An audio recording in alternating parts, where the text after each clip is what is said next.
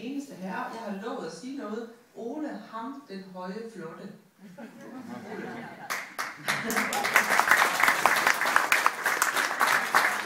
Yes.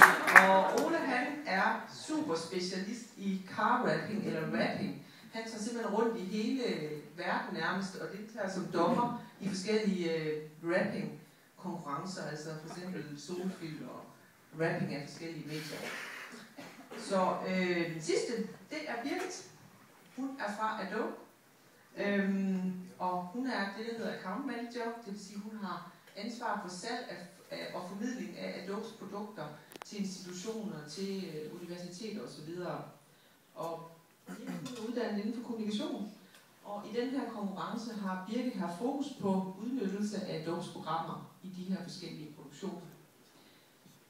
I har arbejdet hårdt, og vi har lige aftalt, at I ganske kort lige vil sige lidt omkring arbejdet og den måde, I har bedømt de her forskellige kampagner på. Så du får lige ordet, Signe.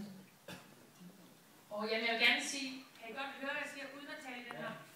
Jeg vil gerne sige, at det har været rigtig, rigtig spændende at kigge på, hvad det er, I har lavet, for det har været vildt inspirerende. Det har også delt vandene vildt meget, så jeg vil sige, at vi skulle komme frem til den endelige, kan jeg ikke sige, det har været, vi diskuterede det i lang tid. Der er rigtig, rigtig mange af jer, som har formået at få rigtig, rigtig mange gode elementer på rigtig mange af jeres ting, og så er der nogle enkelte ting, hvor vi tænker, hvorfor de ikke strammet op der.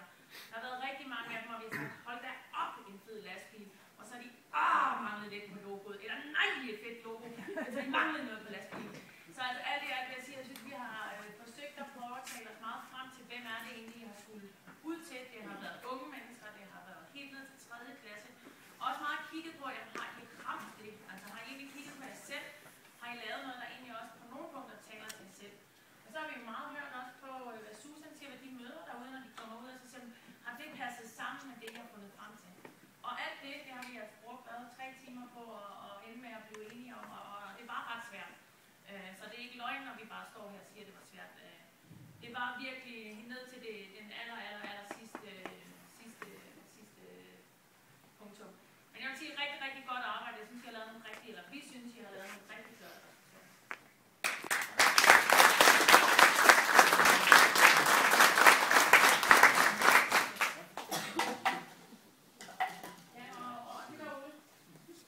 Jeg behøver en mikrofon. Det er fordi i den her vurdering, vi har lavet, der har vi faktisk været i den situation, at der var en af de der var imellem, som der manglede noget, men alligevel så ville vi godt premiere sådan en hvad kalder man sådan en? Nu har jeg lidt fine ord. Den der ekstra præmie. Egentlig uden for konkurrence. Og det er fra en, der... Det er en bog, kan jeg godt røbe, fra en, der er vant til at selv arbejde 24 timer ad gangen. Han bor her lige i Syd Boldborg. Han hedder Tom Christensen. Den er signeret. Og jeg skal have den gruppe op, der har nummer 7. Kan I selv huske, hvem det er?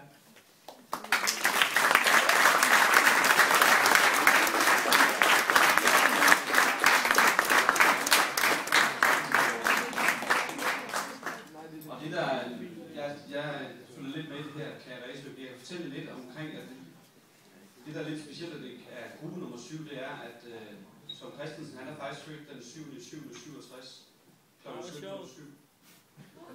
Første gang han vandt Le Mans var i bil nummer 7, da han slog rekorden på Le Mans, og det blev 7 sejre. Så det er faktisk meget sjovt, at det så er gruppe nummer 7. Grunden til det er, at der var en af de ekstra opgaver, vi fik derovre, en plakat, der skulle laves, som vi alle sammen var sådan, når vi stod og kiggede på til, hvorfor er den ikke på bilen? Vi ville så godt have haft det på lastbilen og på det hele. Det er et rigtig, rigtig fantastisk godt stykke arbejde. Så tillykke med det.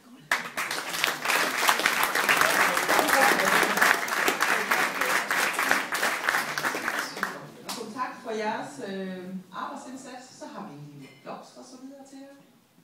Så tusind tak for hjælpen, og giv dem lige en kæmpe hånd.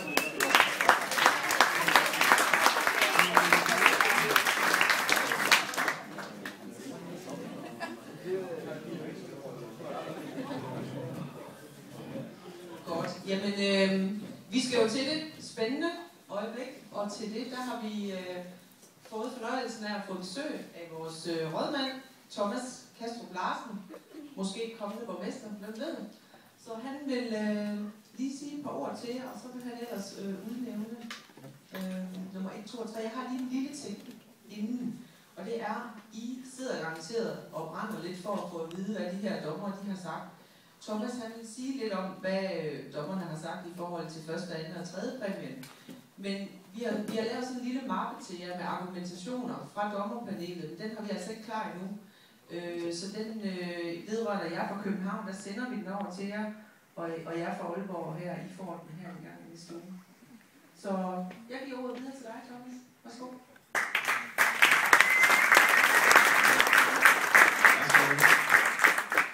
Jeg vil gerne starte med at takke Roland og alle de mange sponsorer, der har været med til at gøre det her muligt. Og derudover så vil jeg også gerne sige, at jeg synes, at det er rigtig, rigtig vigtigt i Aalborgs udvikling som uddannelsesby, at vi tiltrækker nogle konkurrencer af den her karakter.